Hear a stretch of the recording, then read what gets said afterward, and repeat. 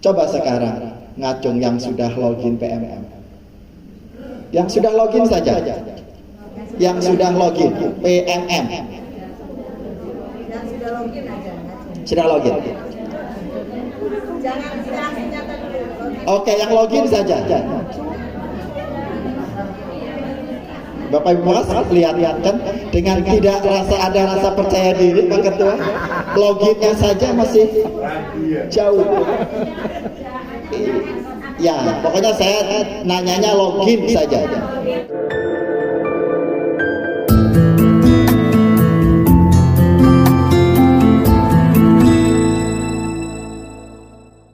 Insya Allah lah sampai jam 4. Saya mudah-mudahan masih kuat.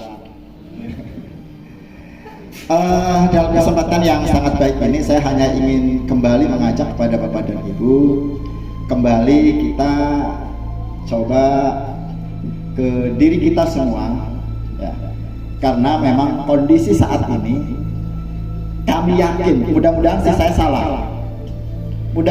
salah, ketika pemerintah meluncurkan episode ke-15 ya kan, kalau tidak salah, kurikulum Merdeka, dan sekaligus juga di launching juga platform Merdeka Mengajar. Ya, itu kalau tidak salah di episode 15. Sekarang sudah episode 23. Kemarin sudah di launching terkait dengan literasi yang apa itu isinya? Terkait dengan literasi saja, penguasaan literasi untuk peserta didik. Itu di episode 23 yang baru saja di launching oleh Kementerian Pendidikan, Ristek dan Teknologi Republik Indonesia. Itu artinya implementasi kurikulum sekarang ini memang berbeda, ya. Kurikulum Merdeka ini berbeda dengan kurikulum sebelumnya, gitu kan? Kalau kurikulum sebelumnya, Bapak dan Ibu, ketika kurikulum diluncurkan, itu kan peranata-peranatanya atau komponen-komponen pendukungnya itu secara langsung juga disiapkan oleh pemerintah.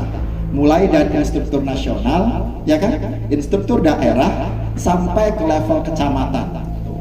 Bahkan yang kemarin 2013 itu ada rekan kita juga yang dipercaya menjadi instruktur nasional IN, gitu kan? Itu yang 2013. Tetapi nampaknya 2022, ya, ketika pemerintah meluncurkan kurikulum Merdeka, itu pemerintah sudah langsung juga meluncing platform Merdeka Mengajar.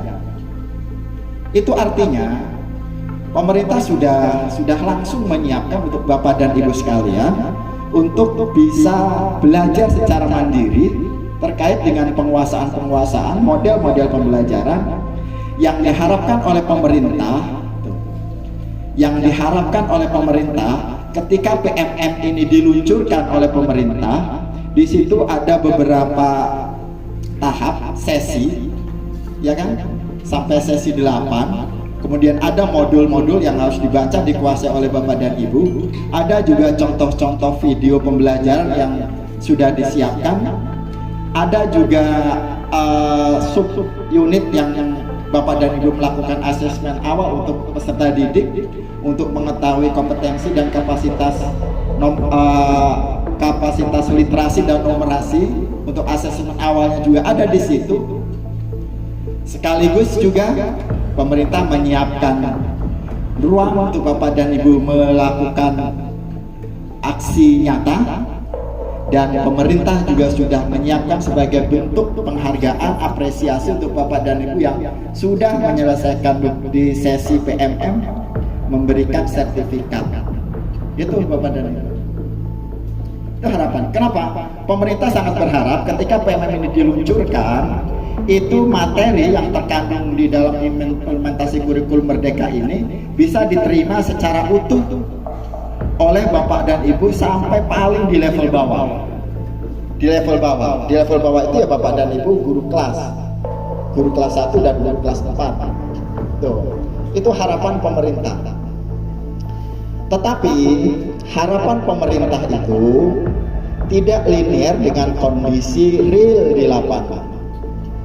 Pak Dedi barusan tadi menyampaikan laporan bahwa perjalanan PMM, ya, sampai saat ini juga ternyata menyimpan sebuah misteri, menyimpan beberapa persoalan, beberapa kendala, ya, yang memang ini menjadikan Bapak dan Ibu Bapak guru sebagai ujung tombak di lapangan itu melemah semangatnya, menurun, gitu kan?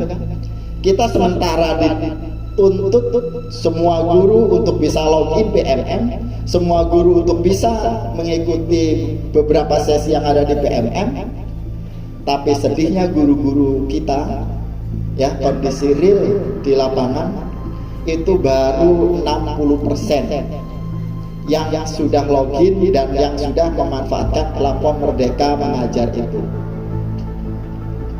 Saya tidak akan melihat contoh kecamatan lain. Di sini saja, ya kan? Di sini saja Bojonegara ini ada 150 guru, ya kan? Coba sekarang ngacung yang sudah login PMM, yang sudah login saja, yang sudah login PMM, Yang sudah login aja. sudah login. Jangan senjata dulu. Oke, yang login saja. Bapak Ibu lihat kan, dengan tidak ada rasa percaya diri Pak Ketua, loginnya saja masih jauh. Ya, pokoknya saya nanyanya login saja. Coba, jangan ada dusta di antara kita. Ngacung saja, penuh percaya diri. Siapa yang sudah login PMM? Sudah. Saya akan beri reward. Saya tidak akan minta 88-nya sertifikat yang sudah diunduh Bapak dan Ibu.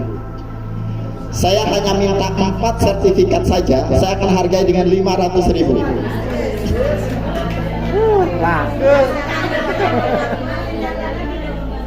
Ya. Iya, pokoknya saya nanyanya sertifikat 4 saja Pak Dedi. Ngacung, bawa ke sini. Saya akan bayar cash 500.000.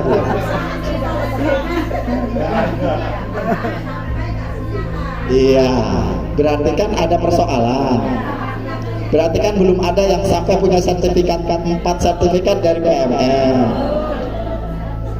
Satu Pak. Satu katanya bawa satu.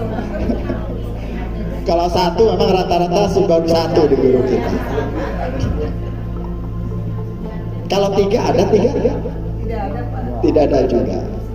Pokoknya PM, ya. Segera manfaatkan itu. Dan Bapak dan Ibu, yang berikutnya juga PMM ini terhenti sampai di guru. Pemanfaatan akun ID belajar itu hanya sebatas terhenti sampai dengan di guru.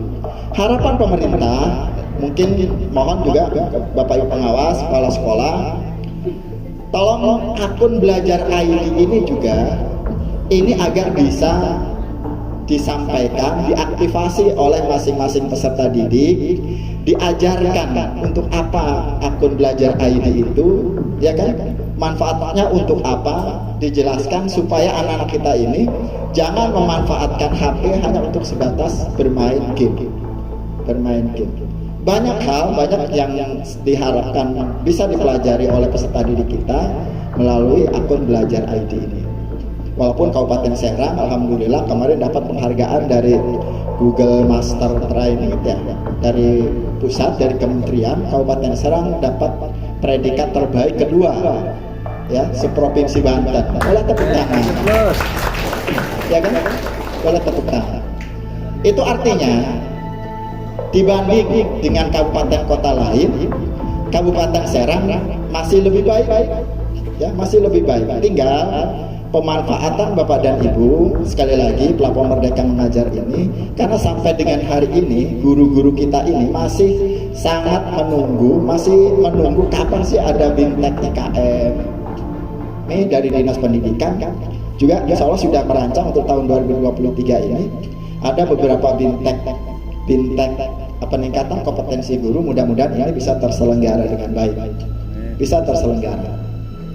Kemudian yang berikutnya Bapak dan Ibu, kami tahu kami paham kondisi Bapak dan Ibu di lapangan terkait dengan implementasi kurikulum Merdeka ini. Ya kan? Persoalan yang terjadi saat ini, Bapak dan Ibu ini ada pada posisi kebingungan. Bingung, tanda tangannya kalau gambar orang bingung, tanda tanya di atasnya itu banyak. Ya kan? Bintang. Sampai di pundak ada tanda tanya. Itu menandakan betapa berat tugasnya. Kalau di sini bingung, kalau di sini betapa berat tugas dan tanggung jawab Bapak dan Ibu terkait implementasi kurikulum Merdeka itu. Jadi karikaturnya sudah sedang ditunjukkan seperti itu kondisi kita. Percaya atau tidak, itu kondisi real Bapak dan Ibu semua. Kami yakin Bapak dan Ibu sudah hampir berjalan 8 bulan implementasi kurikulum Merdeka untuk kelas 1 dan kelas 4. Bapak dan Ibu masih posisi bingung. Benar tidak ini? Benar kan? Nggak salah kan? Ya Kabin yang ngomong insya Allah nggak salah. Kalau nggak percaya, coba saya tes. Jujur saja lagi lah, nggak bakalan turun pangkat, nggak bakalan dipindahkan Bapak dan Ibu. Iya kan?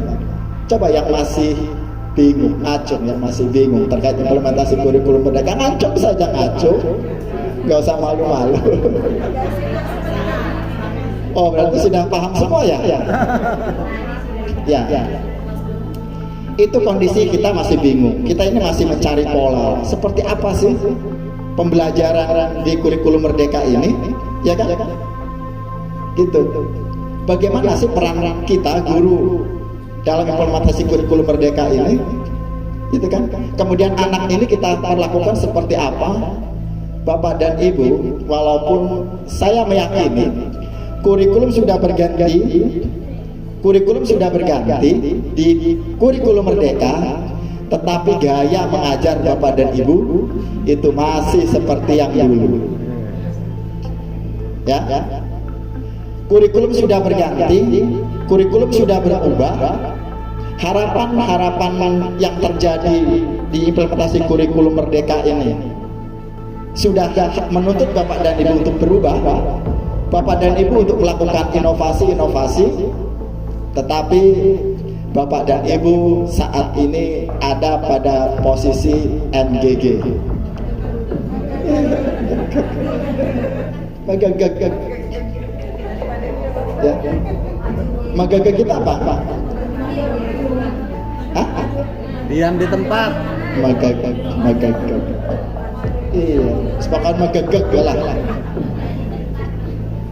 Jadi seperti itu kondisi kita saat ini. Lantas apa? Berarti kan harapan pemerintah tidak linear dengan kondisi kita sampai dengan hari ini. Ya kan? Bapak dan Ibu masih bingung melakukan asesmen untuk peserta didik, bingung bagaimana caranya. Melakukan pembelajaran berdiferensiasi, bingung bagaimana polanya. Ya kan? Kemudian dipaksakan akhirnya untuk menunjukkan bahwa sekolah sudah menyelenggarakan mengimplementasi kurikulum Merdeka. Sekolah mengadakan event besar yang namanya gelar karya P5. Orang tua sibuk, ya kan? Gurunya sibuk, anaknya sibuk. Sementara gelar karya juga itu punya misi sebenarnya, punya tujuan bahwa di gelar karya itu yang harus menjadi titik tekan itu anak ditunjukkan kepada pengunjung, orang tua atau masyarakat bagaimana dia memproses sebuah unjuk kerja, sebuah proyek. Itu sebenarnya di gelar karya itu. Anak-anak mempraktekkan tuh sibuk. Kalau ada misalkan yang nanya, nah ini cara buatnya bagaimana? Ini begini Bu, dia dijelaskan. Dia menjelaskan, tapi apa yang terjadi? Ya, apa yang terjadi? Gelar karya P5 itu engkau dapat beli dari Bajai Romlah. Ya kan? Kerupuk klasak itu beli dari Ciramon, dipamerkan. pameran timbulnya. Jauh dari harapan. Iya kan? Jauh dari harapan. Mestinya kalau anak itu menampilkan lengkap, mereka bisa menjalankan proses membuat lengkap itu di situ, di acara gelar karya itu. Sebenarnya seperti itu. Ya kan? Ujung-ujungnya telur asin, lengkap pokoknya di situ. Telur asin. Yang sekiranya ada keterkaitan dengan pembelajaran pasti ada di situ. Apa contohnya? Telur asin. Apalagi tuh? Dodol, tape, kerupuk ikan. Kemudian menampilkan karya-karya siswa juga yang bentuknya sudah jadi dan anak juga tidak ditampilkan. Ini sudah jauh dari harapan. Ya. Nah, inilah PR kita semua. Belum lagi kita kembali ke peserta didik kita. Persoalan peserta didik kita ini saat ini ada pada posisi kecemasan tingkat tinggi untuk para orang tua, para guru. Kalau para guru sih menilainya, kok anak-anak kita ini semakin kesini semakin bandel, gitu kan? Semakin nggak mau nurut ke guru, semakin siswa-siswa kita ini tidak terkendali, gitu kan? Yang mestinya diimplementasi kurikulum merdeka ini penguatan karakter ini kan penting. Pembangunan karakter kepada siswa itu penting. Tetapi pembangunan karakter peserta didik harus dimulai dari mana? Ya dari bapak dan ibu dulu, bapak dan ibu gurunya dulu, dari kepala sekolahnya dulu, dari pengawasnya dulu. Sangat mustahil pembangunan karakter kepada anak didik bisa terbentuk manakala karakter gurunya kurang bagus. Ya kan? Mana mungkin karakter gurunya bagus kalau karakter kepala sekolahnya kurang bagus, gitu. Nah, tidak mungkin kepala sekolah punya karakter bagus kalau pengawasnya tidak punya karakter bagus, ya kan? Mana mungkin pengawas punya karakter bagus manakala kepala seksi kurikulumnya punya karakter bagus. Nah, mana mungkin kasih kurikulum tidak punya karakter yang bagus manakala kabinnya tidak punya karakter yang bagus. Jadi ujung-ujungnya siapa yang disalahkan? Kepemimpinan. Itu Bapak dan Ibu. Ya. Jadi intinya harus semua bertumpu kepada kita yang sebagai ujung tombak di lapangan. Ya kan? Nah, di kurikulum merdeka ini kan pembelajaran salah satunya adalah berbasis proyek. Berbasis proyek. Jangan beralasan bahwa kita akan membuat proyek pembelajaran itu membutuhkan biaya anggaran yang besar. Banyak proyek-proyek yang bisa dilaksanakan tanpa anggaran, minim anggaran, tetapi dampaknya akan sangat luar biasa lah untuk kita. Nah, makanya saya ingin mengajak kepada Bapak dan Ibu semua terkait dengan pembangunan karakter peserta didik ini harus dimulai secara bersama-sama. Kalau di sekolah sasaran POP kemarin Pak Pri yang tadi sebagai narasumber itu kan sudah 3 tahun berjalan.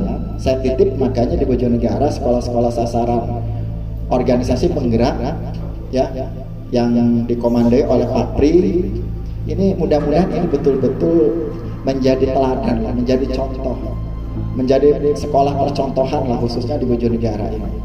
Sehingga orang bisa melihat, masyarakat bisa melihat ada pembeda mana sekolah yang jadi sasaran organisasi penggerak, mana yang bukan, kelihatan.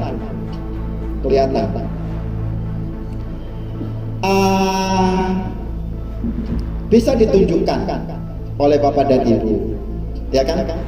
Dari kebersihan pengelolaan lingkungan, pemanfaatan lingkungan belajar. Ya, pemanfaatan lingkungan belajarnya, nilai pembiasaan yang baik dilakukan oleh Bapak dan Ibu di sekolah. Ya, tetapi saya sering menyampaikan bahwa melakukan pembiasaan dan kebiasaan di sekolah itu usahakan jangan sampai juga terhenti di sekolah saja, ya kan? Karena yang namanya pembiasaan membangun sebuah karakter, membangun perilaku, membangun sopan santun anak itu kan harus berkesinambungan, harus ada pendampingan, harus betul-betul melakukan koordinasi kerjasama baik dengan orang tuanya, sehingga kegiatan-kegiatan itu tidak hanya berjalan, anak itu bisa nurut, bisa patuh, bisa rajin, ya, termasuk sholat dan lain sebagainya hanya di sekolah saja, terhenti sampai di sana, ya, beda lah, ya, dengan yang kebiasaan-kebiasaan yang sudah dilakukan sekolah di bulan puasa. Mestinya, ya, bulan-bulan itu kontrol kepada anak itu jangan hanya bulan puasa saja. Dengan dibekali buku agenda Ramadan, guru bisa memantau anak sholat maghrib atau tidak, ya kan? Sholat tarawih atau tidak, siapa imamnya, termasuk sholat Jumat siapa khotibnya, siapa imamnya, gitu kan? Dan ini juga mestinya itu dilakukan oleh bapak dan ibu di luar Ramadan. Ketika bapak dan ibu mengajarkan sopan santun, gitu kan, kepada anak, gitu, maka harus coba dikontrol, ditanyakan ke orang tuanya, sudah berjalan atau belum, sudah dilakukan belum oleh anak-anak kita. Sebab bapak dan ibu, anak yang tidak terbiasa bersalaman dengan orang tua ketika berangkat itu akan berat melakukannya, ya. Anak akan merasa malu kalau ujung-ujung nggak biasa gitu, nggak biasa melakukan itu, akan merasa malu. Nah, bagaimana caranya? Itu lewat kontrol bapak dan ibu. Selalu komunikasi dengan orang tua, tanyakan.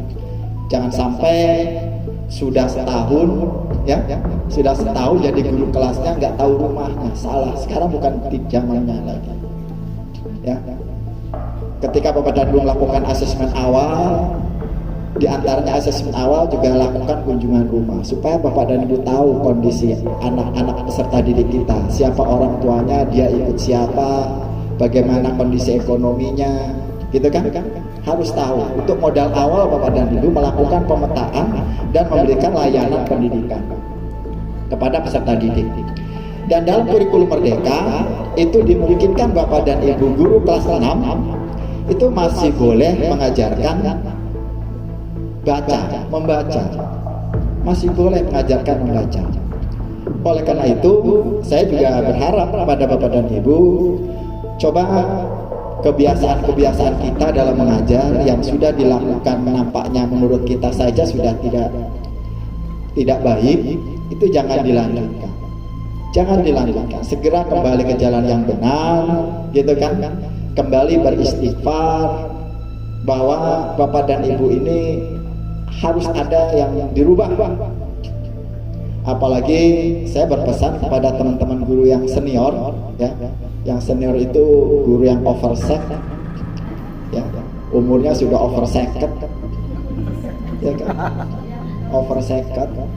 Ini nampaknya secara umum hasil survei ini sudah tidak ada gairah, lemes, berbicara aja udah kendoan jarang bisa negara, ya kan? Datang ke sekolah sudah ya sekehendak hatinya. Ketika ditegur oleh teman-temannya, Pak Lardi kok datangnya kesiangan saja, wes lah, no, Pak Lardi mau besar pensiun, wes nong baik. Ya tetep bapak, wis bapak menghalalkan gaji baik, ngegugurakan kewajiban baik, itu. Tapi masih mending kadang-kadang kalau yang begitu. Saya masih nilai bagus kalau yang begitu. Itu kan memberikan support kepada senior juniornya, ya. Ini malah yang senior itu bersikap mematahkan semangat.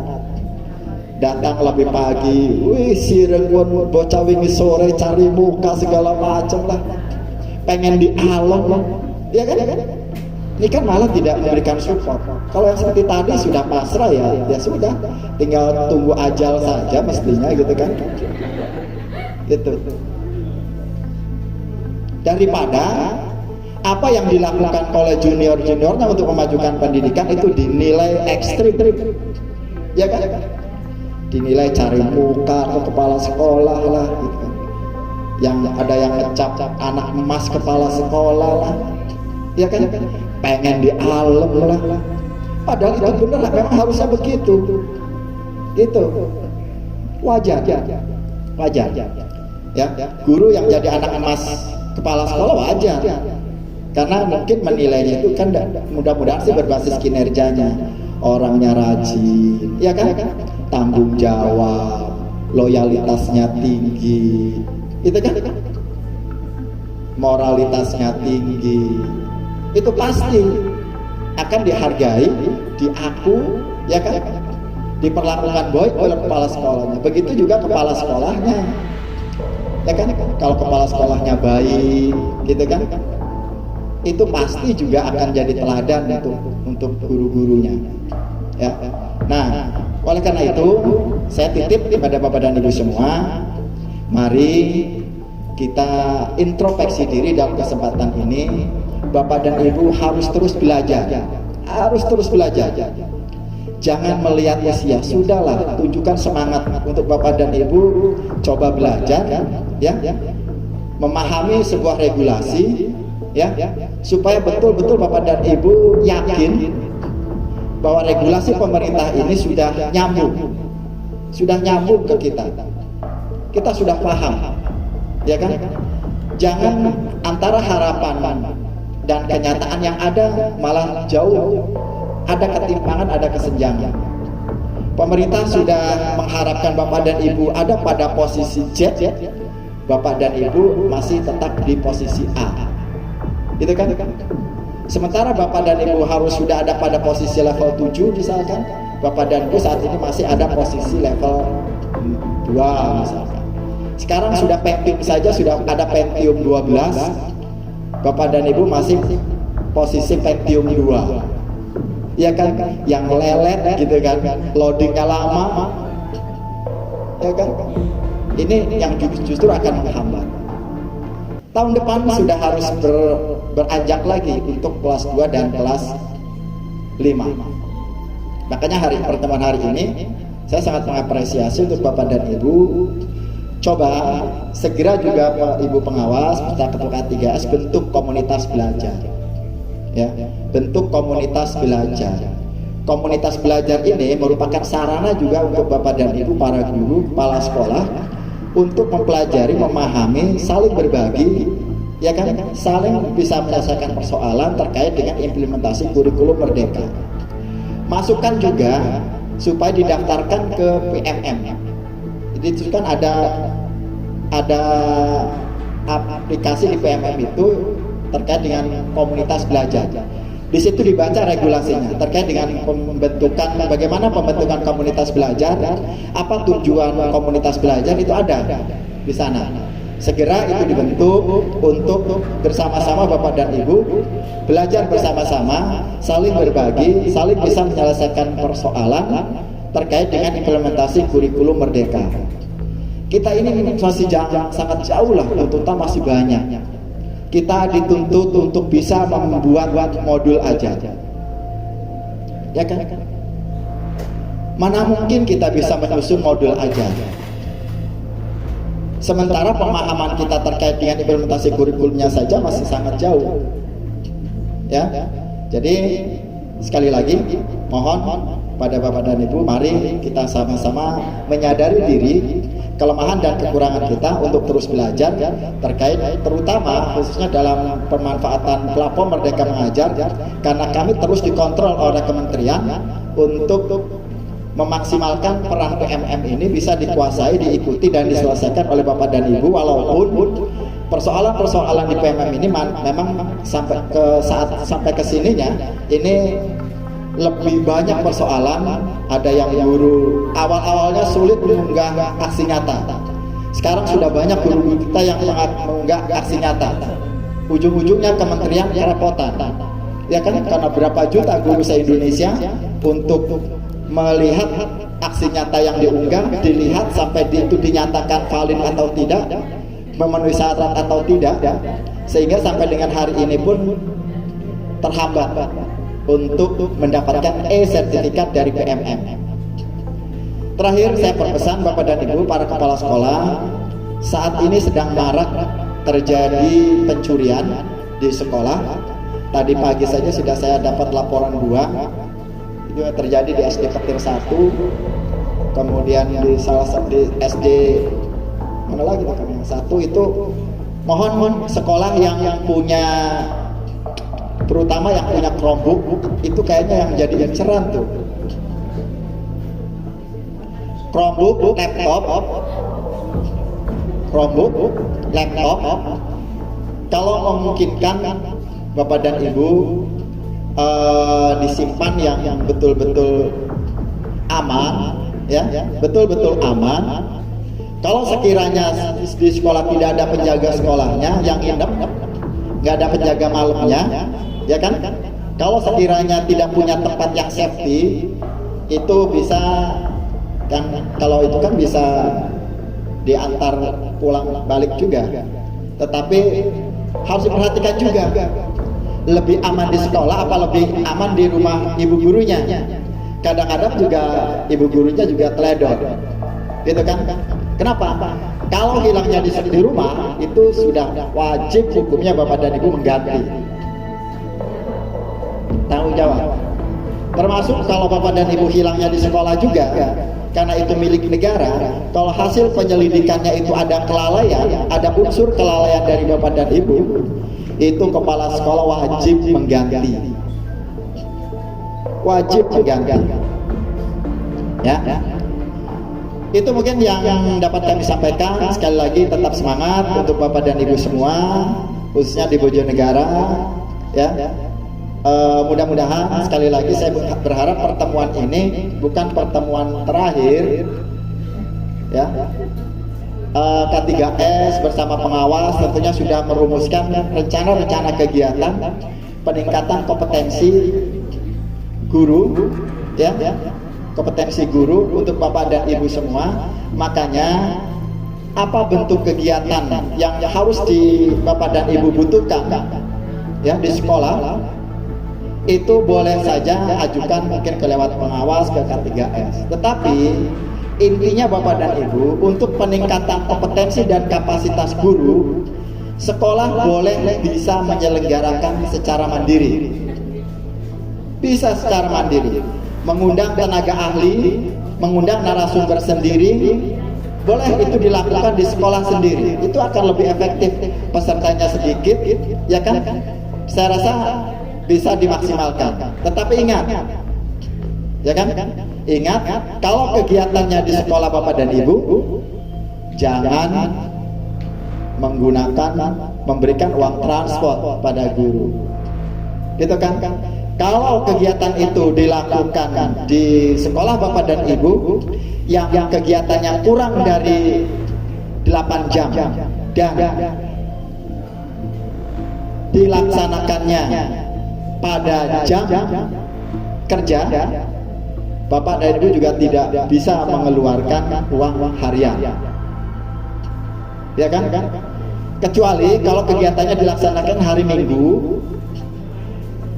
Minggu dilaksanakannya 8 jam, itu Bapak dan Ibu memungkinkan memberikan gurunya itu uang hariannya, tetapi tidak diberikan uang transportnya kalau diselenggarakannya di sekolah sendiri. Jadi silakan saja dirancang oleh Bapak dan Ibu di RAKS-nya untuk betul-betul bisa sebagian bisa dimanfaatkan untuk peningkatan kompetensi dan kapasitas tenaga pendidik dan kependidikan di sekolah Bapak dan Ibu semua. Karena saya rasa kebutuhan Bapak dan Ibu di tiap sekolah itu berbeda. Demikian, kurang lebihnya mohon maaf. Langsung ditutup ya. Oh masih. Baik. Demikian, kurang lebihnya mohon maaf. Sementara saya akhiri dengan ucapan billahi taufiq wal hidayah. Wassalamualaikum warahmatullahi wabarakatuh.